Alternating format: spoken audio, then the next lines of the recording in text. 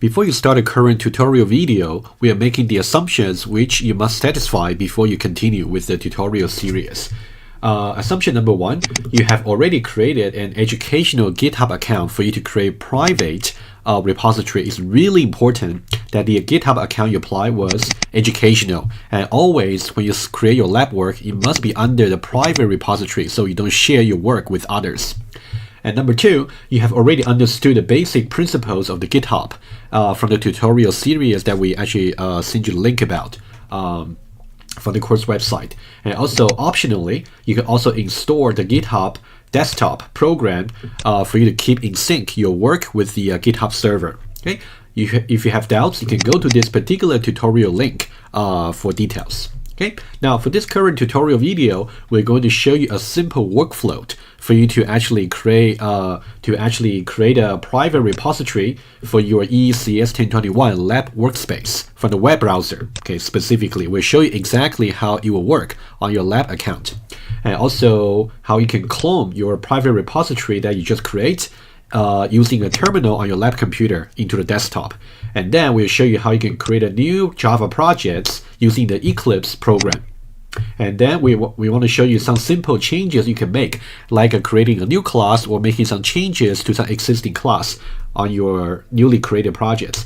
And then, most importantly, you want to make sure before you leave the lab computer, in which case you will be logged off and also all the work will be wiped off. So before you actually leave your lab computer, you want to make sure everything is committed and pushed to your GitHub server. In order to do that, you need to learn about three simple commands that you have to always execute in the following sequence, which we'll show you. Okay, that's also to be done in a terminal. And then finally, you want to make sure before you leave, you want to verify all the changes have been pushed to the GitHub server. Okay, we'll show you all the workflow. Make sure you exercise this workflow faithfully every time you go to the lab and do your work and before you leave. Let's now switch the context to where you will log in to your lab computer. So it will look like a typical desktop like this. So now what I want you to do is to open up a web browser, for example, Firefox. What you can do is you can go under application and then go under internet and then go for Firefox. Okay, once you click on that, this is what you will see. And now, assuming that you already got a GitHub account, you can simply go to github.com. So type this address URL on the address bar and then hit on enter and log in with your credential for the GitHub. Okay, assuming that you're there, so now what you can do is you can just go to this icon over here on the top right and then choose for your repositories.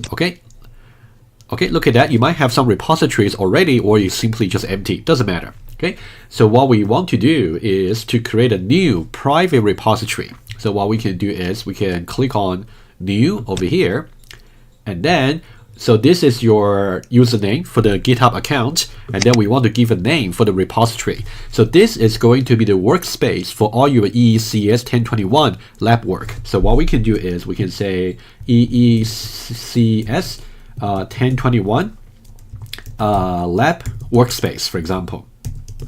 Or you just want to call it workspace, it doesn't matter. Okay, let's call it workspace. And then description, okay, we can see Java projects for ECS 1021. Okay, and most importantly, you want to make sure you don't share this lab work with the rest of the world. This is really crucial to make sure you maintain academic integrity. So you will click on private over here. Okay, it's really important you click on private. Okay, and then you may want to initialize the repository with a README so you can have some proper documentation for your projects. But I'll leave you with that. And then you can say create repository. Okay, so now it's done. Initially, the repository is simply called ECS 1021 Lab Workspace, and it's simply just empty, which is very, very straightforward. Okay, so what we want to do now is every time when you arrive in the lab, you might be using a different workstation every time. So what you want to do is you want to first of all clone what the current states of your lab workspace on the GitHub server onto the lab computer. Okay, let's see how we can do that. So you'll simply click on clone or download, and then you can see there's a URL over here. You can simply click on this icon over here, which will copy this particular address. Okay, which we were gonna do. Okay, so what we'll do now is we're going to just minimize the browser just for now. Okay, we'll put it back later. Okay, what we want to do now is to do some little bit of work on desktop. So we want to open a terminal so that we can enter commands in order to manipulate the GitHub.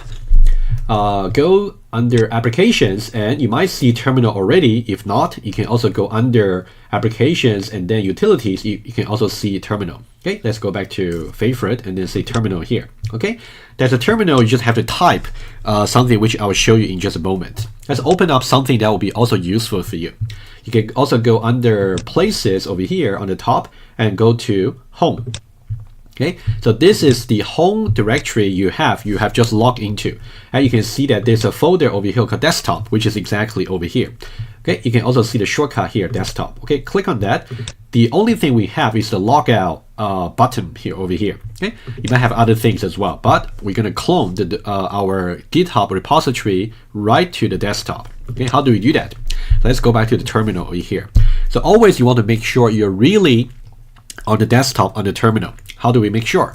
You can just go for cd, which is a command standing for change directory, and then tilde standing for the current home directory you have just logged into, and / for constructing a path. Okay, / and then we want to say desktop. Okay, and then we hit enter, and now how do we know we are really on the desktop? You can say pwd. It tells you indeed currently we are really under this particular user on the desktop folder. Okay, and then what's really on the desktop? You can say ls for listing all the files, and then you can see the only thing we have is the logout icon over here. Okay, nothing exciting just yet. So what we want to do now is we want to clone the repository that we just created on the web. So now we want to say git, type this verbatim, git clone, and then we can go to edit and paste. So this is the URL we just copied from the web browser. If you have lost that, you can go back to the web browser over here and you can see this is clone or download from your web browser, and then you can just click on this button here for copying to the clipboard. Okay, then let's minimize that. Okay, so now you're gonna hit that, and now it's going to ask for your credential. Okay, you're gonna type yours. I'm gonna type mine.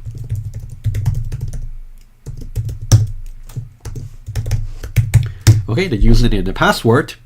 Okay, you can see it's done, and then indeed, so this is the folder we have just created, and you can see that over here the only file that's in there is README.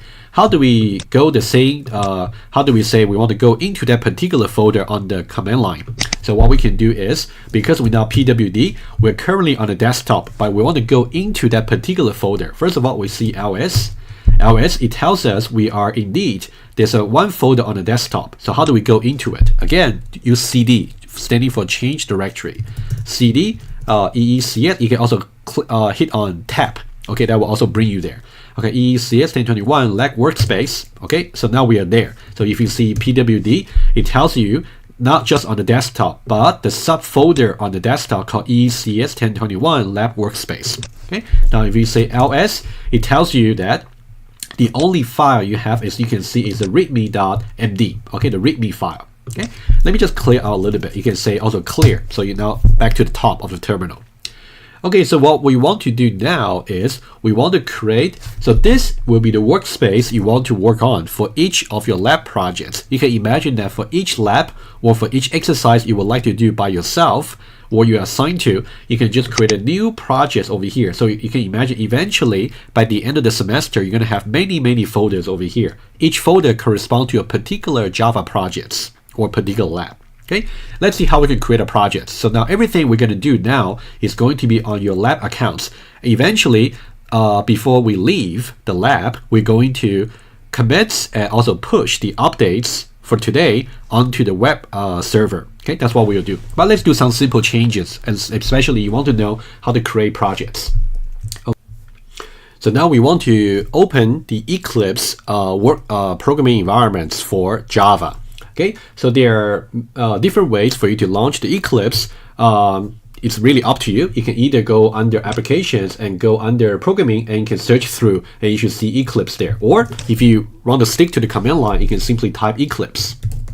Okay, in the command line, you can type Eclipse verbatim and put an ampersand over here. It's really important to put that. Okay, that means to run the Eclipse program in the background so that we once we hit enter, we can still do something on this current terminal. We don't have to open a new terminal. Okay, hit enter, and that is going to open Eclipse right now. Okay, just wait for that. And now for the workspace, so this is some default location that we want to change. Okay, so go to browse, and we simply go to desktop, and remember this workspace that we just cloned from the web repository. Okay, you're gonna say OK over here. So make sure it's under your particular account's desktop, and then ECS1021 lab workspace or whatever name you have called your repository. And then we're gonna say launch. Okay, it's gonna take some time for Eclipse to initialize your workbench, and then we're gonna discuss. Okay, in case this happens, you can just say wait. Okay, so now let's maximize Eclipse over here. And now, of course, there's some tutorial over here. You can feel free to study them if you like, but I'm going to show you the basic features. You can go to Workbench over here. But for the current tutorial, I'm not going to show you exactly the tips for manipulating the Eclipse. I'll do that in a later tutorial video. For now, I want to show you something so that you know how to keep in sync between the lab computer and the web GitHub server. Let's just create something new. Okay, what I want you to also pay attention to, actually, let me unmaximize it, and then I want you to pay attention to what we are doing now. You can see now under the workspace, nothing here. Okay, and we want to create a new project. Let's say create new, and then I would simply say new Java projects. If you don't see Java projects over here, you can just go to other, and then you can see Java projects over here. Okay, if you don't see Java project here, you can simply type and just say Java projects. Okay, that's what you'll see. And make sure you choose Java projects and then say next, and you have to give a name. Let me just give a standard name for the very first project. You can call my first project or Hello World. Let me just call it Hello World. Hello World. That's the very first project. Okay, everything else leave the same, leave as default.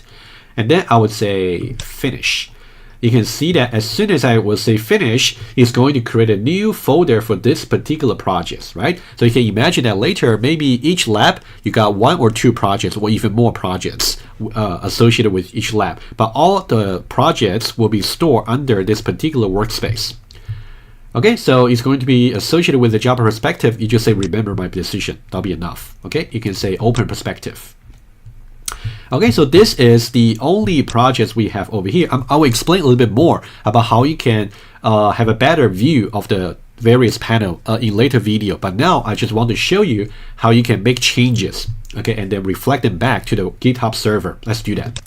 Okay, so at the moment we don't have anything yet. You can see under Hello World, nothing here. So under each project, there's a difference between bin for executable and also source. This is the folder you want to pay attention to. Go into source. At the moment, it's simply empty. Okay, so what I will do is I'll create a new Java class. So right click on the source, and then you can say new, and then I'll say class. I want to create a new Java class, and then I can simply say, let's say Hello World. Okay, and then please click on this particular box to say I want to generate this main method, which I'll also explain in later video. But for now, just do it. Okay, and then we'll say finish.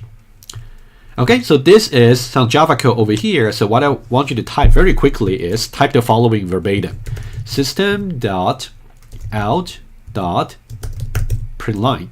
Okay, I want to print something to the console. Okay, I would say hello world 1. Okay, there's a reason why I choose a particular identifier. I'll change that later. Okay, but for now, just hello world 1.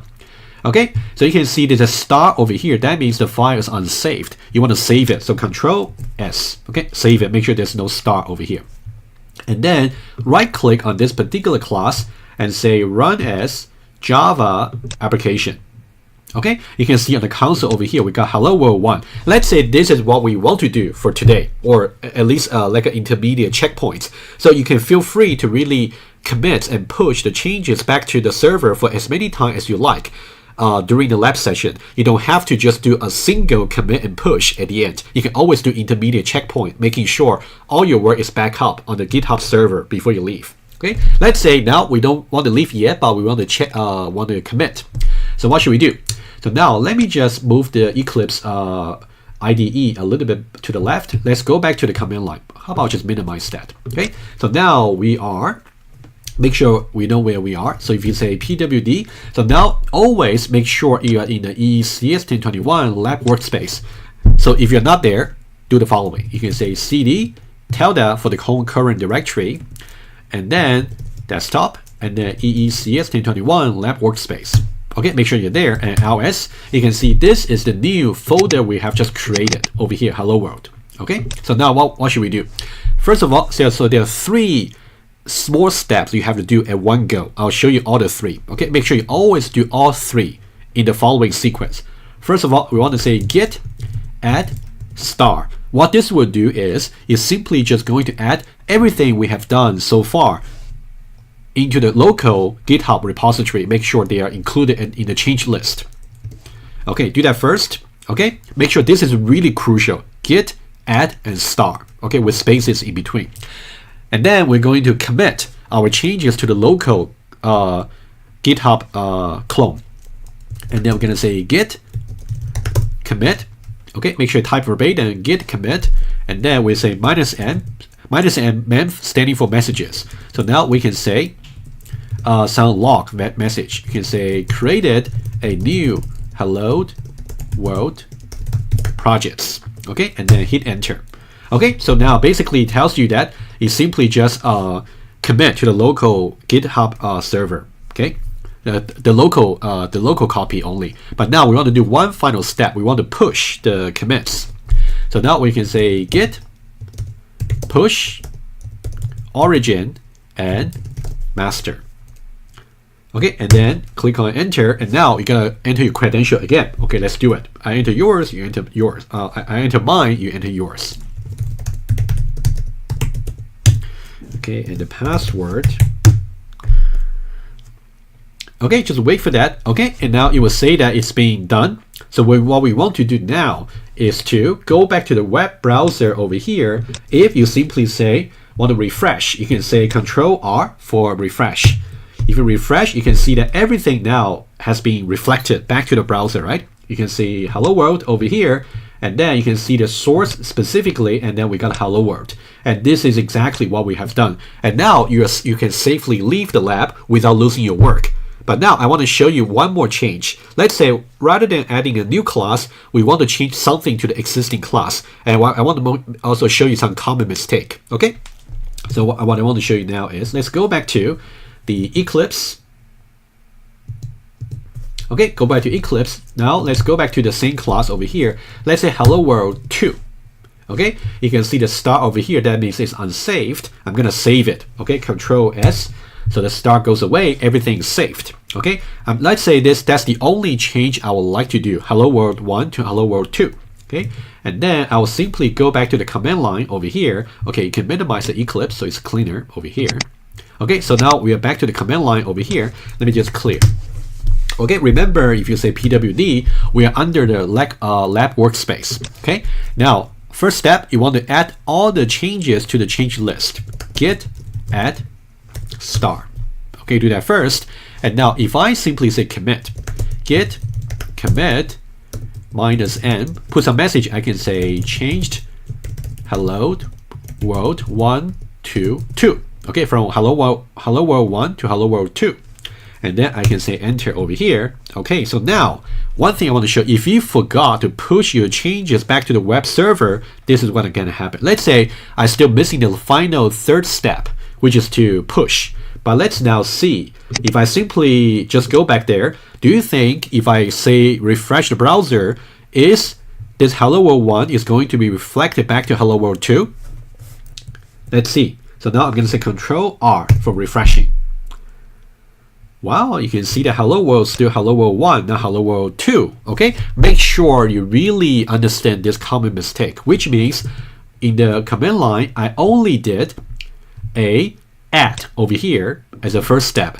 I also did commit as a second step, but I'm still missing the 3rd step, which is to push the local change to the global server. Okay, let's make sure we do that. Okay, I can say git push origin master. Make sure you type verbatim. Okay, and then I can say enter. and then gonna enter credential. So you enter yours, I enter mine. Okay.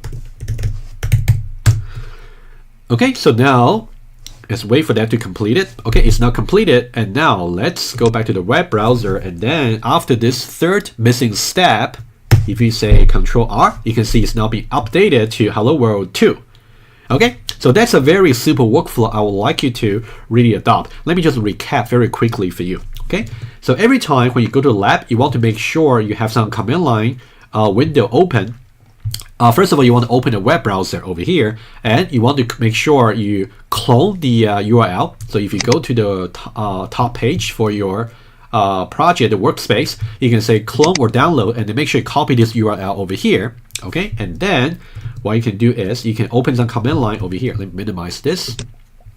And the first thing you need to do is to say git clone, and then just edit and paste whatever the URL it is. Okay, I'm gonna save that. You can watch the video again, and then you're going to have the clone version on the desktop, and then you're going to launch the Eclipse. And once you launch the Eclipse, you can make some whatever changes you like, adding new classes or change existing classes, whatever you like to do. And now at the intermediate points during your lab session, especially at the end, you want to really make sure you push the changes back to the server. So the way to do it, 3 steps. First of all, you're going to say git, add, and start. Okay, number 1. Number 2, you want to say git commit -n. You can put some messages over here to actually say what changes you have done. That's number 2. And the third step, most importantly, is to make sure whatever local changes you committed is also pushed back to the GitHub server. Okay, you're going to say git push origin and then master. Okay, so these are the 3 steps you must make sure you execute in this particular sequence. Don't miss any step, and don't reorder. You have to follow exactly this order over here. Okay, so make sure you're comfortable with this particular work flow, and that's something you assume to be able to do for all the future lab sessions.